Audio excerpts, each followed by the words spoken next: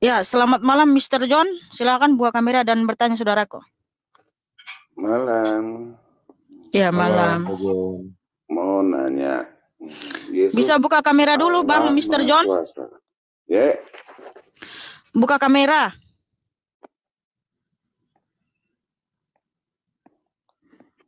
Silakan buka kameranya, Bang. Yang saya kirim undangan itu, Bang. Ya. Yesus Allah Maha Kuasa, betul? Betul sekali, Bang. Dia kedatang ke dunia untuk apa? Untuk menyelamatkan kita, Bang, supaya kita dibawa ke surga oleh Tuhan Yesus. Karena kalau kita yang mencari surga sendiri gak akan bisa. Harus yang punya surga datang untuk menjemput kita, Bang. Keselamatan ciptaan bukan? Keselamatan ciptaan bukan? Keselamatan ciptaan. Itu apa keselamatan itu, Bang? Keselamatan itu, Bang, keselamatan itu hasil dari apa yang Yesus lakukan, Bang.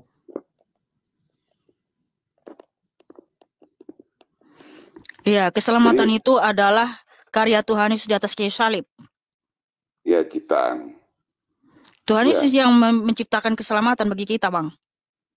Iya, oke. Kan apa yang terjadi di dunia itu ciptaan. Oke? Terus bertanya lagi. Dosa Bang, serius dulu, Bang. bukan? Ini abang lagi tiduran apa gimana? Serius dulu, Bang. Dosa ciptaan bukan? Tak ada dosa ciptaan, Bang. Siapa yang menciptakan dosa? Iblis yang ciptakan, Bang. Iblis ciptaan bukan? Tidak, Bang. Iblis itu artinya pembangkang, pemberontakan. Tuhan tidak pernah menciptakan pembangkangan, Bang. Oke. Jadi iblis,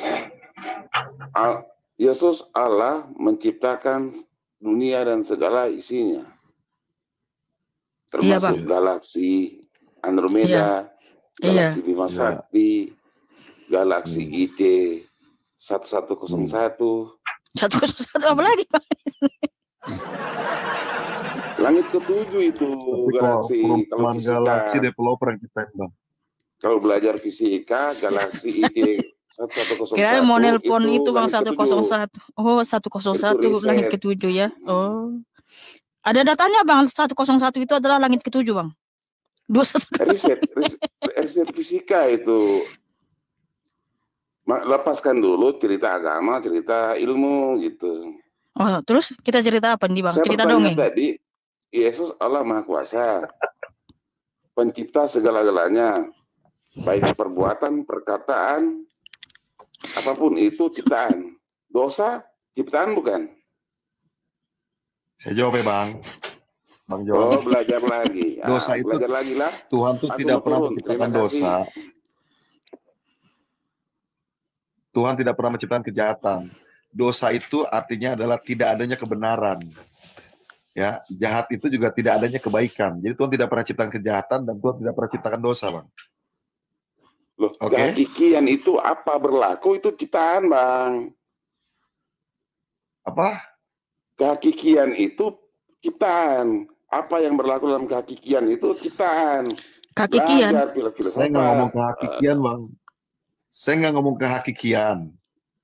Dosa itu adalah ketidakadanya kebenaran. Itu adanya dosa. Kejahatan juga tidak adanya kebenaran, Bang. Ciptaan kan? Jadi Tuhan tidak pernah ciptakan. Waduh. Waduh, minim betul. Maaf. Masa Tuhan menciptakan pembangkangan dan pemberontakan, Bang? Yang benar aja, Bang. Lo tadi Yesus ke dunia Bang, dengan keilahian. Ilahi itu mencipta segala-galanya. Apa yang tidak ada dicipta. Bang, dengar Bang ya.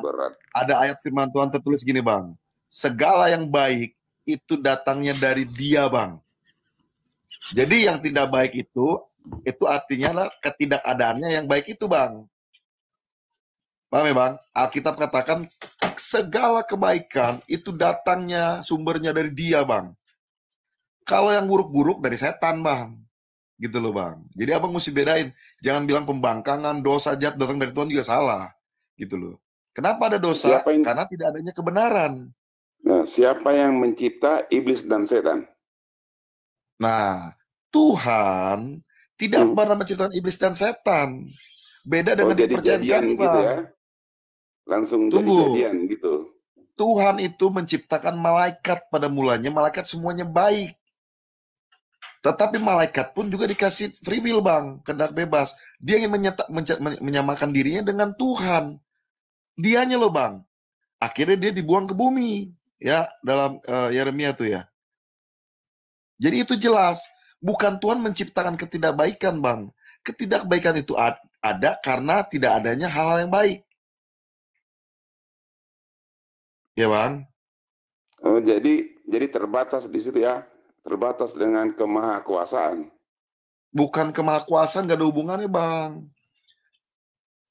Abang jangan berpikir yang baik, yang buruk-buruk, jahat-jahat, semua datang dari Tuhan, kagak bisa. Dan Itu setan itu ada dia, loh. Bang. Apa tuh? Iblis dan setan itu kan ada. Ada, Bang. Saya bilang, bukan bilang gak ada. Siapa yang mencipta itu? Nah, saya bilang tadi kan, Abang mau dengar saya cerita dulu. Tuhan tidak menciptakan iblis setan, Bang. Tuhan awalnya menciptakan malaikat yang luar biasa, Bang. Tetapi dia memberontak, akhirnya dibuang ke bumi, jadilah setan, Bang. Kalau Abang mau belajar benar-benar ya, Bang. Kalau Abang mau tahu lah, jangan bilang belajar lah. Abang mau tahu benar-benar, di Alkitab tertulis, sepertiga malaikat di sorga itu dibuang ke bumi, Bang. Itu yang jadi setan penghuni bumi yang disebut penghulu-penghulu, roh-roh jahat, ya Bang, pemerintah-pemerintah di udara, penguasa-penguasa udara. Itu dia, Bang. Tapi pada dasarnya mereka itu bukannya setan, Bang. Bukan setan iblis, Bang. Bukan. Mereka itu sebenarnya malaikat yang memberontak di sorga. Itu dasar dalilnya ada di Alkitab, Bang. Oke, Pak John. Kita pending dulu itu ya. Nanti kita cari ilmu yang selanjutnya. Pertanyaan berikut. Referensi, Bang. Pertanyaan berikut. Yesus Kristus turun ke dunia menyerupai seperti manusia. Firman menjadi daging. Oke. Sang Firman, Bang. Sang Firmannya adalah Allah itu sendiri menjadi daging. Iya. Firman, Bang. Kenapa dia turun ke dunia? Ya, untuk menyelamatkan umat manusia lah, Bang. Allah itu kan roh. Allah itu roh. Supaya kita bisa bangkit hidup kekal abadi, Bang, harus melalui darah. Ya, Allah itu kan roh, nggak punya daging dan darah, Bang. Nah, supaya dia punya daging, dia datang, ya, dan darah, dia harus datang menjadi manusia, Bangku. Ya, makanya firman Tuhan tertulis di Yohanes 1 ayat 1 sampai 14, sang firman itu telah menjadi daging, ya, sark egeneto. Nah, makanya Tuhan sudah datang memberikan darah dan tubuhnya kepada kita. Terus menyatakan, inilah darah dan tubuhku yang benar-benar makanan. Siapa yang makan tubuhku dan minum darahku, dia tidak akan lapar dan haus lagi. Nah, di sini bukan secara harafiah kita makan tubuh Tuhan Yesus ya, kayak kanibal itu, enggak. Jadi masuk Tuhan Yesus ya, dia telah memberikan tubuh dan darahnya di atas kayu salib. Siapapun yang percaya kepadanya, dia akan hidup abadi, Bang, hidup abadi dan bahagia bersamanya di surga. Oke. Tadi keselamatan ya. Iya. Untuk menyelamatkan untuk menyelamatkan kita dari kutuk kematian, karena tidak ada siapapun yang bisa menebus manusia yang telah mati dari hukum Tuhan selain Tuhan itu sendiri. Jadi makanya Tuhan yang datang, Bang, bukan malaikat, bukan nabi yang menyelamatkan kita. Jadi tidak ada seorang pun malaikat atau nabi mengatakan, akulah sang jalan dan sang kebenaran dan sang hidup. Tidak ada seorang pun yang bisa masuk kerajaan surga tanpa melalui aku. Tidak ada, hanya Tuhan Yesus Kristus. Lihat di Yohanes 14 ayat 6. Kata Bapa di situ, maksudnya adalah kerajaan surga. Ya. Jadi tidak ada seorang pun yang bisa masuk kerajaan surga tanpa melalui Tuhan Yesus. Karena dialah sang jalan. Kenapa dia sang jalan? Karena dengan tubuh dan darah yang diberikan di kayu salib, kita bisa masuk surga, Bang. Kita layak masuk surga. Surga itu kudus, mulia, agung. Satu dosa saja yang kita lakukan gak akan mampu kita masuk sana. Kita akan terbakar. Jadi supaya kita harus suci, Bang, harus disucikan dengan darah yang kudus, darah yang hidup. Itu darah Kristus, Bang. Kenapa Tuhan menyatakan dia adalah sang kebenaran? Karena Tuhan berfirman di Yesaya 40 ayat 6. Akulah yang awal dan akulah yang akhir, tidak ada Allah selain aku. Dialah sumber segala kebenaran, Bang. Ya, dialah Tuhan Yesus, Bapa yang baik. Yohanes 8 ayat 24 Tuhan berfirman, jika kamu tidak percaya bahwa akulah dia, kamu akan mati dalam dosa-dosamu, ya. Dia siapa? Allah itu sendiri, Elohim itu sendiri, Yahweh itu sendiri. Nah, kemudian Tuhan menyatakan, akulah sang kehidupan. Kenapa? Karena dia pemberi hidup kekal. Yohanes 10 ayat 28, Yohanes 17 ayat 2, Tuhan Yesus berfirman, aku memberikan hidup kekal kepada mereka, dan mereka pasti tidak binasa sampai selama-lamanya, dan tidak seorang pun merebut mereka dari tanganku. Nah, Tuhan Yesus itulah segalanya bagi kita, Bang. Tanpa dia kita tidak akan bisa hidup dan tidak akan bisa masuk surga. Jadi dia datang untuk menyelamatkan kita, manusia yang mati ini. Makanya di akhir zaman ada kebangkitan, karena Tuhan Yesus telah terbukti dia mati dan bangkit pada yang ketiga. Supaya yang percaya kepadanya ikut mati dan bangkit bersama dengan dia. Ya, kemudian Tuhan Yesus juga memberikan kita teladan supaya kita hidup seperti dia, hidup berkarakter seperti Tuhan Yesus, ya. 1 Petrus 2 ayat 21, Tuhan Yesus telah meninggalkan teladan bagi kita supaya kita mengikuti jejaknya. Jejak apa? Ya, hidup kudus, hidup taat, hidup setia. Karena Tuhan Yesus taat dan setia sampai mati di atas kayu salib, ya. Filipi 2 ayat 8. Begitu saudaraku. Sangat jelas sekali. Saya rasa sudah cukup dulu, ya. Terus satu lagi. Ya, bagaimana saudaraku? Silakan. Ini untuk kalau kita belum bisa jawab malam ini, nanti kita belajar lagi. Ya, silakan. Dia datang ke dunia untuk menebus dosa dan untuk memberi teladan, menyelamatkan manusia dari kematian. Iya dong. Apakah dosa dan kematian itu ciptaan? Dan apakah Tuhan takut dengan dosa dan kematian? Lu ngapain Tuhan Yesus takut akan... Tuhan Yesus itu kan berdosa. Dosa itu yang menciptakan siapa? Iblis dan manusia itu sendiri. Abang tahu nggak dari mana manusia jatuh dalam dosa? Awal dari dosa itu gimana? Itu di Kejadian pasal 3, Bang, ya. Kalau kita baca judul perikopnya di situ adalah manusia jatuh dalam dosa.